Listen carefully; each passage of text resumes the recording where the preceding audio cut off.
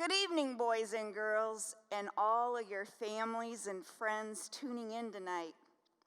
I'm Krista Stump, and I volunteer in the children's ministry here at Grace. I'm so glad you are joining me tonight for a Christmas story. One of my favorite things to do is to read to kids. The story tonight comes from the Jesus Storybook Bible, which is written by Sally Lloyd Jones, and it's illustrated by Jago. The chapter I'm reading is entitled, He's Here. He's here, and it's the Nativity from Luke 1 and 2. Everything was ready. The moment God had been waiting for was here at last. God was coming to help his people just as he promised in the beginning. But how would he come? What would he be like? What would he do? Mountains would have bowed down, seas would have roared, trees would have clapped their hands, but the earth held its breath. As silent as snow falling, he came in, and when no one was looking, in the darkness, he came. There was a young girl who was engaged to a man named Joseph.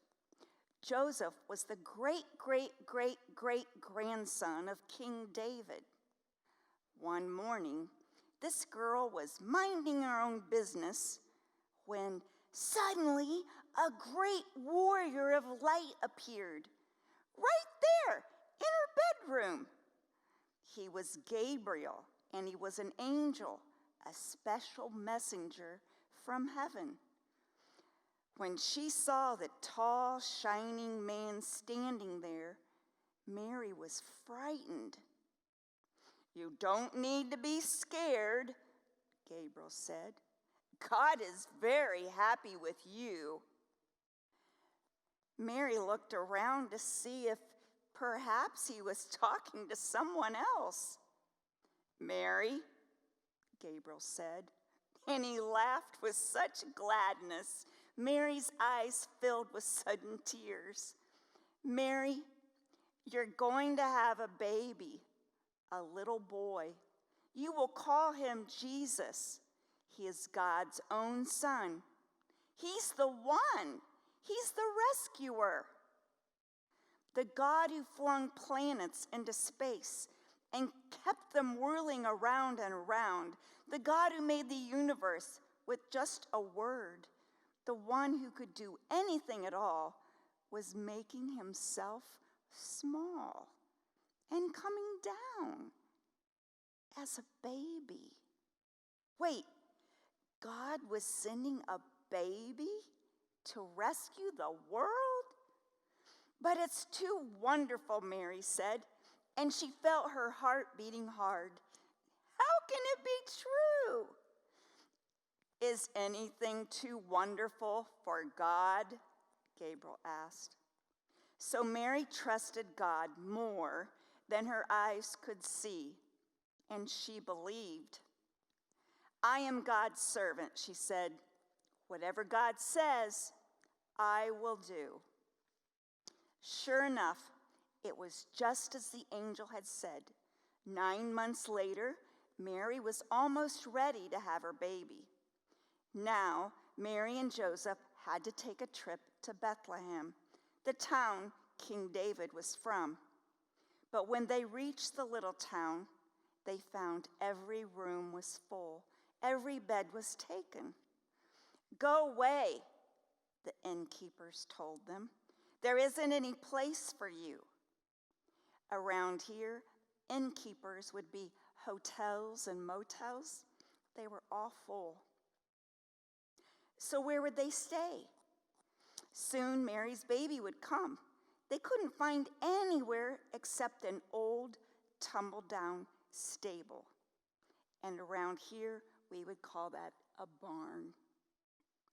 So they stayed where the cows and the donkeys and the horses stayed. And there in the stable, amongst the chickens and donkeys and cows, in the quiet of the night, God gave the world his wonderful gift.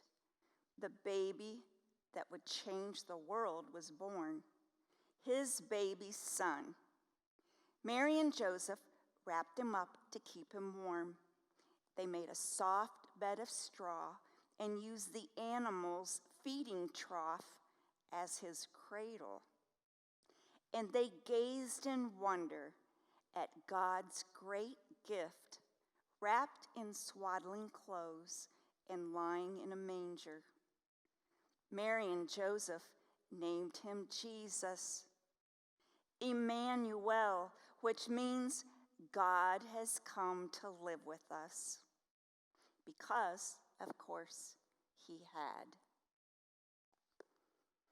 Well, that is the retelling of the very first Christmas. And God's holy book, the Bible, specifically in Luke chapters 1 and 2, is the retelling. How many of you have a nativity set at your house? Do you know what a nativity set is? It's like this. A nativity set usually has a type of barn with some animals in it, and then there's figures that represent Mary and Joseph, baby Jesus, a shepherd or two, and 3 wise men. Well, this set is the very first nativity set I got when I got married for our home. My husband Monty and I had 2 children, and the younger one, our daughter Katie, was about 2 or 3 years old when she fell in love with babies. She loved doll babies. She loved real babies. She loved anything that had anything to do with a baby.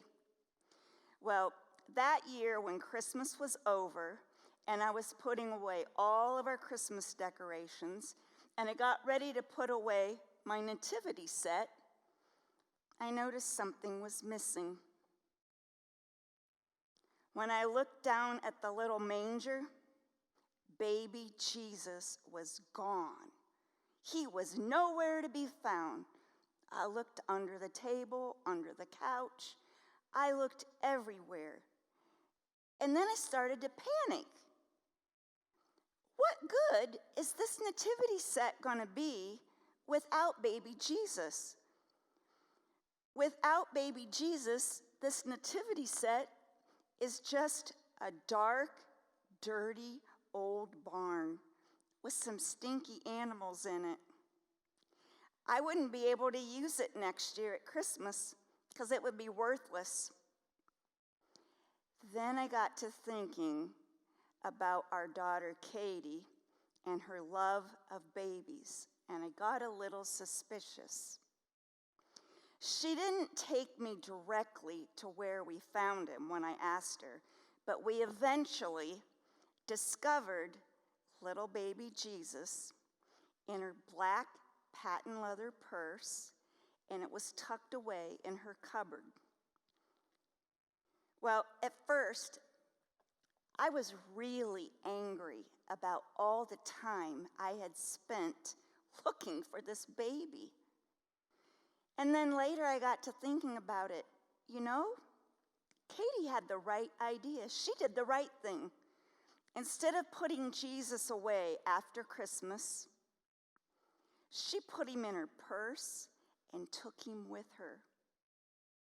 And you know, that's what we need to do. You see, if we don't have Jesus in our hearts, our lives can be dark and dreary like a barn. But when we have Jesus filling our hearts with his love and his light, that's what we need to take with us all year long. Boys and girls, and all of the other people that are with you tonight, listening, if you don't know this Jesus, Invite him into your heart. Your year will be brighter and more filled with joy if you can do that. You know, he is our hope. Thanks for joining me tonight, and Merry, Merry Christmas.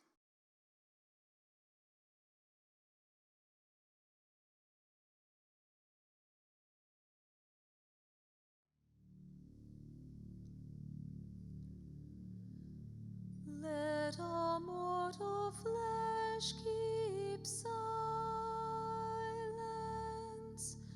and with fear and trembling stand.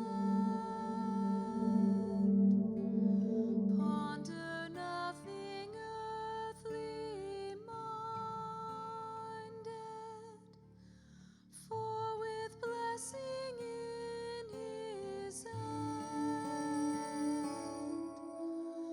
Christ our God to earth descended, our full homage to demand.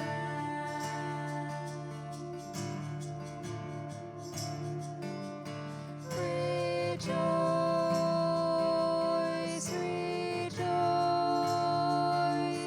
Emmanuel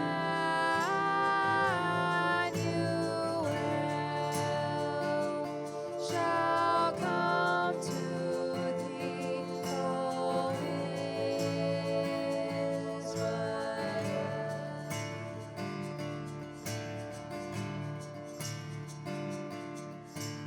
King of kings, yet born of Mary, as of old on earth he stood. Lord of lords in human vesture, in the body and the blood, he will give to all the faithful his own self for heavenly food.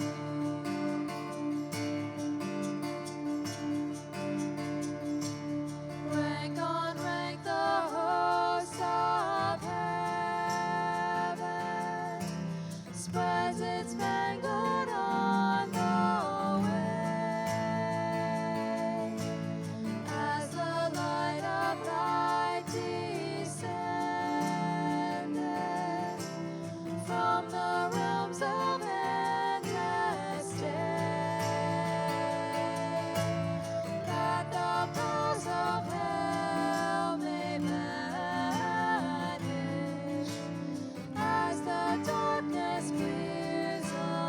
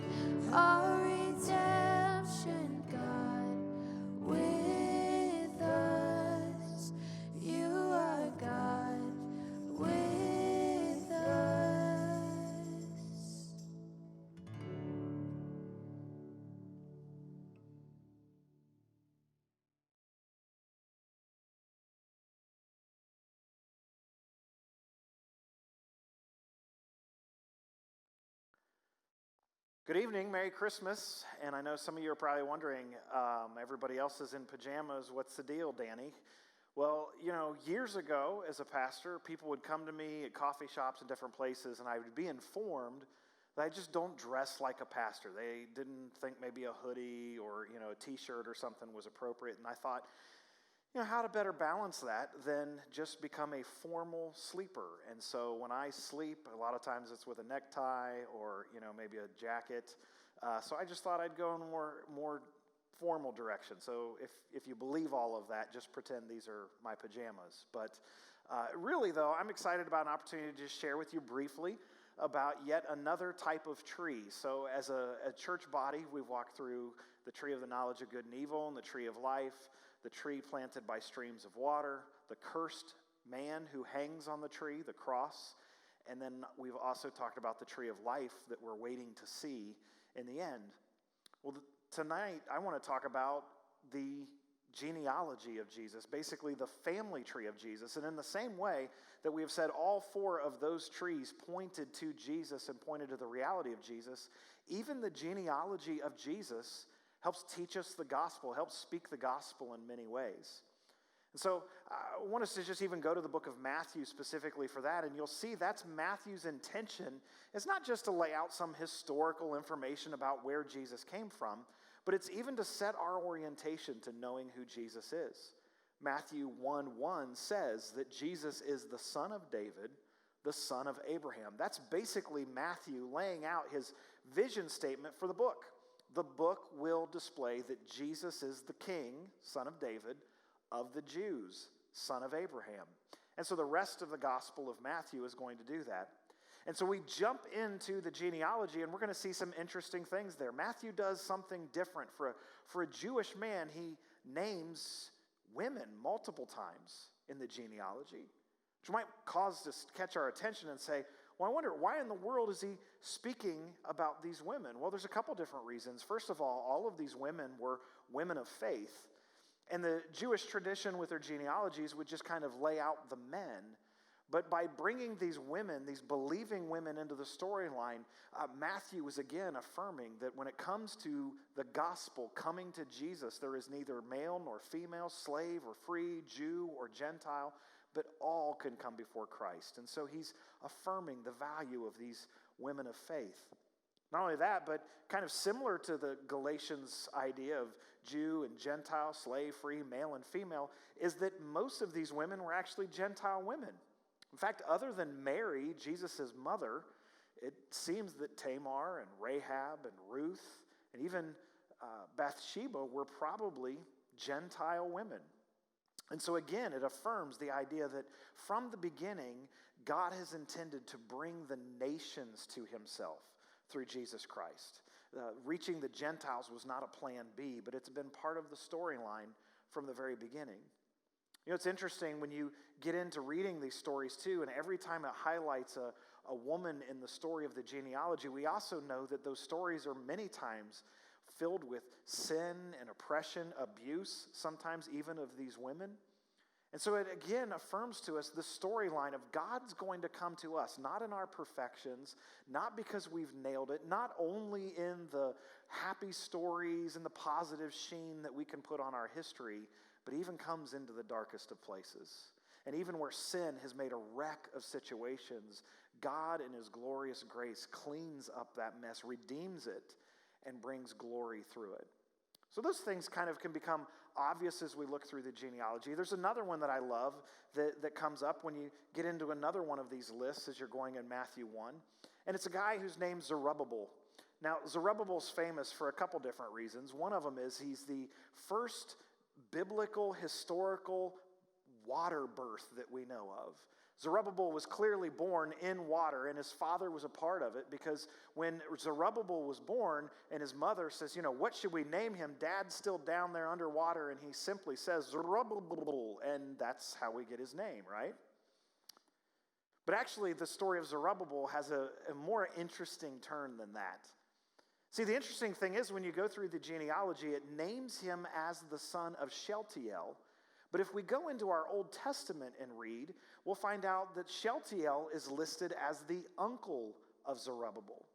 And we put all of these pieces together and look, what we discover is that Shealtiel was without any biological children, and he adopted Zerubbabel, and in that adoption, he became the heir, he became the right to the throne, he became the rightful child of Shealtiel.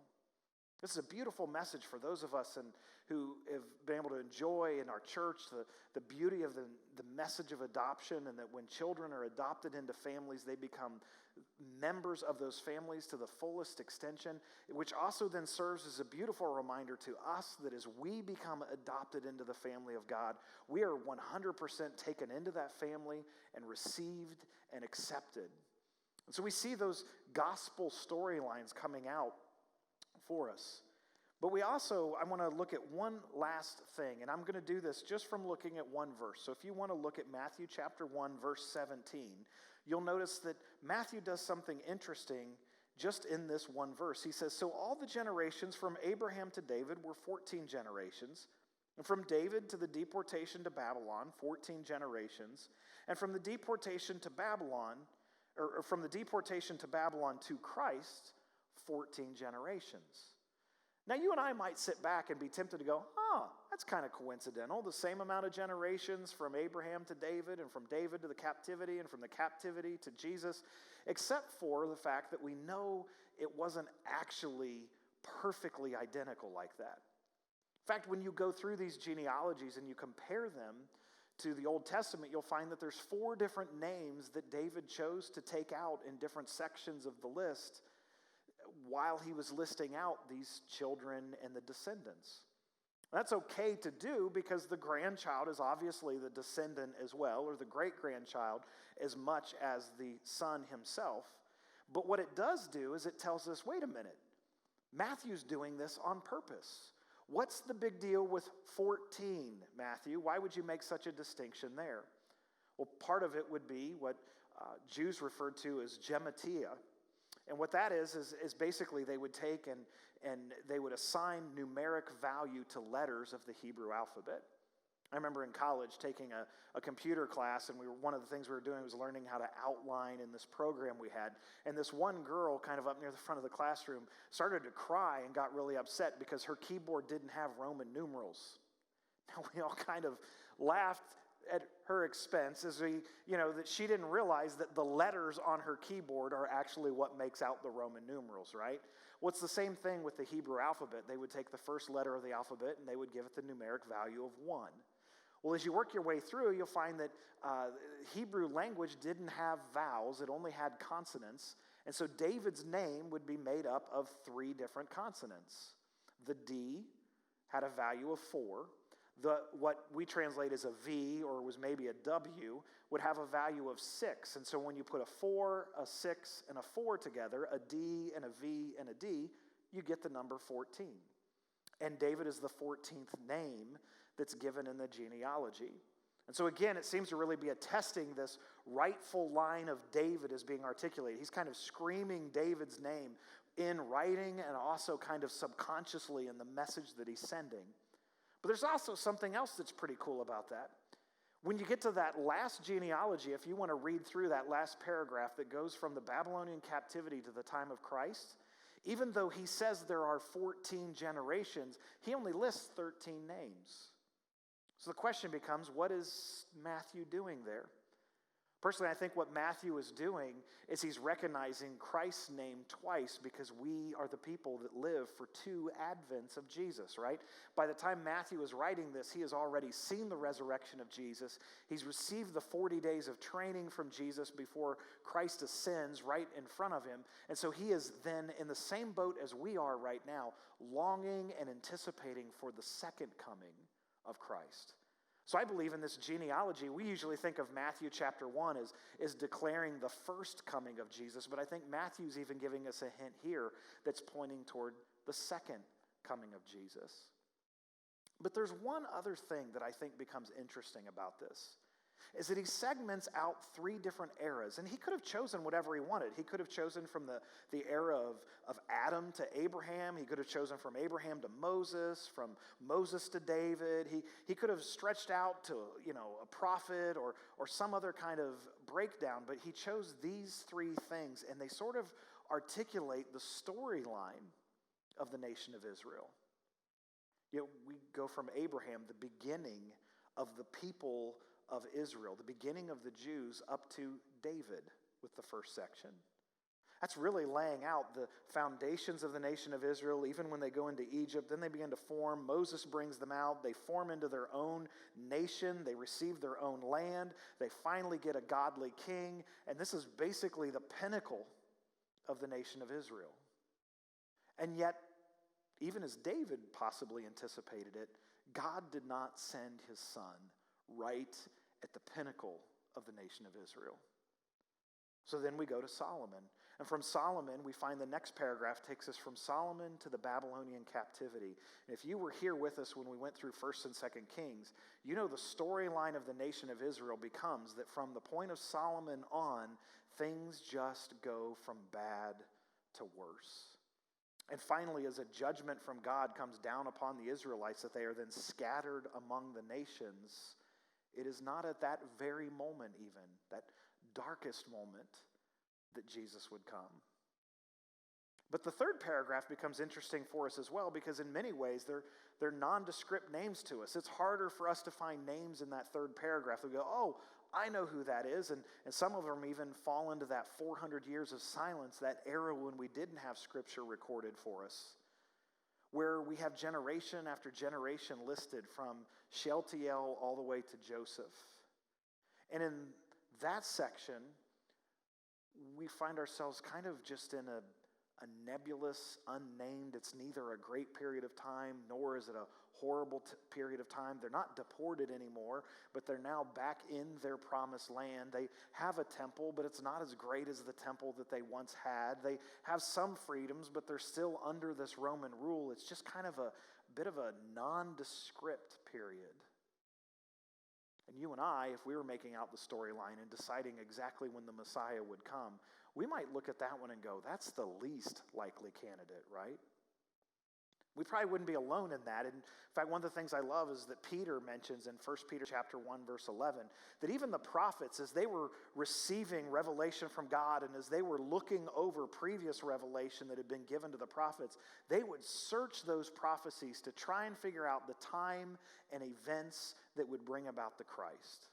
And they couldn't figure them out exactly. And so they realized that it wasn't for them that these things were being recorded, but for us. And I think Paul then grabs a hold of that and reminds us of this. In Galatians chapter 4, verse 14, he says, "But when the fullness of time had come, God sent forth his Son, born of a woman, born under the law." When did Jesus come? When did God plan to send his Son? When did God give the go-ahead and say, okay, this is the perfect moment to come? Exactly when he wanted to, exactly when he knew it would be the right moment. See, the beauty of that message then even for us is to recognize that by faith we long and anticipate the coming of Christ. But by faith we also rest in the trust that it's in God's hands. He is sovereign, he is wise, and he is good. And he will deliver at the right time. Many times I think we in our lives find ourselves just searching and striving, feeling like we have to come up with all of the answers to every situation. And there's a beauty to the Christian message that allows us to know. Deuteronomy 29:29 says it this way. It says, "The secret things belong to God, but that which has been revealed belong to us and to our children." And so that which God has revealed, you and I can rejoice in. We can know with strong confidence. We can teach it to our children and proclaim it to others. And that which rests in the hands of God alone isn't for us to have to try and force out. It isn't for us to feel lesser than or become anxious because we don't have the answers. It's an invitation to faith. So I want to encourage you this Christmas Eve, and as we go into Christmas season, and then we're looking to 2021 right around the corner, this could be a time for you and I to just rest in what God knows, and what he wants us to know, he reveals and makes known. Love you guys. Pray that you have a Merry Christmas. Look forward to one last Sunday together, Lord willing. We're going to install some elders together and celebrate, as then we know God has been good to us this year, and he will continue to be good to us. And if we ever question that, we just need to look to the cross and the empty tomb. Have a Merry Christmas.